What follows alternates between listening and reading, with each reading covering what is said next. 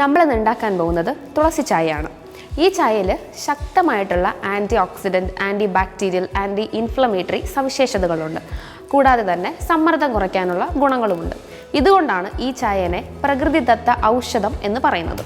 ഇനി ഇത് ഉണ്ടാക്കുന്ന വിധം: 2 കപ്പ് വെള്ളത്തിലേക്ക് 5 മുതൽ 10 വരെ തുളസിയിലയിട്ട് നന്നായി തിളപ്പിക്കാം. തിളച്ചതിന് ശേഷം ഇതിലേക്ക് 1 കഷ്ണം ഇഞ്ചി, 2 ഏലക്ക ചേർത്ത് വീണ്ടും തിളപ്പിക്കാം.